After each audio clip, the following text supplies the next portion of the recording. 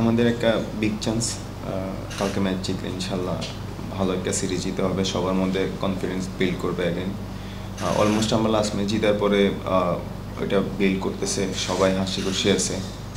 So ইনশাল্লাহ আমরা চেষ্টা করবো আমাদের কালকে ম্যাচটা জিতার। সো আমরা আমাদের বেস্টটা এখানে ট্রাই করবো। আলহামদুলিল্লাহ ভালো হচ্ছে। এটা জাস্ট কনসিস্টেন্সি থাকতে হবে, কারণ বড় ম্যাচগুলোতে এই জিনিসটা কনসিস্টেন্সি থাকলে ইনশাল্লাহ ম্যাচগুলো ইজি হবে আমাদের জন্য। ইনশাল্লাহ চেষ্টা করব। সিচুয়েশন এখানে কি অ্যাসেস, ফার্স্টে গিয়ে অ্যাসেস করতে হবে কেমন উইকেট ডিমান্ড। সো আমরা ওইভাবেই খেলার চেষ্টা করব আমাদের বেস্টটা দিয়ে। লম্বা করতে পারিনি, যেটা সত্যি আমার মধ্যে আউট হয়ে যাওয়ার পর অনেক গিল্টি ফিল হচ্ছিল।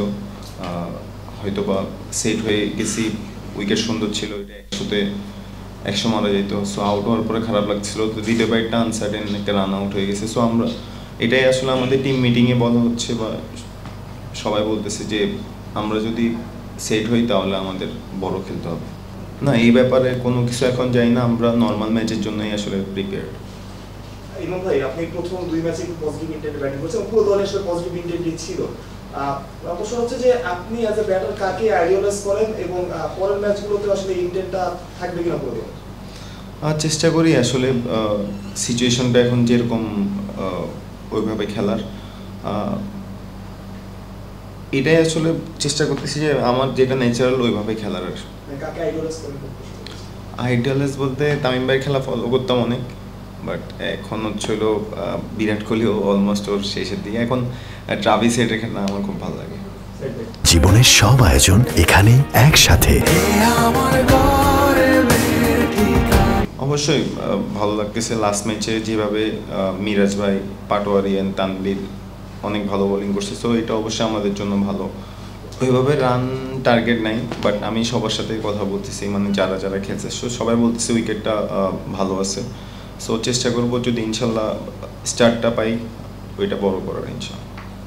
ইমন, রাফি যে প্রশ্নটা করেছিল আমি ওইটার একটা প্রশ্ন করছি, সেটা হচ্ছে এখানে লাস্ট 5টা ম্যাচ যদি দেখি, লাস্টের ম্যাচটা এখানে অ্যাবান্ডন হয়েছে বৃষ্টির কারণে, আর বাইরে এর বাকি যে 4টা ম্যাচ কাটেল ওভারে হয়েছে। সো একটা ডাকওয়ার্থ লুইসের একটা হিসাব নিকাশ চলে আসতে পারে, অর্থাৎ শুরু থেকে হিসাবটা স্কোরবোর্ডের হিসাবটা দেখে দেখে খেলতে হতে পারে।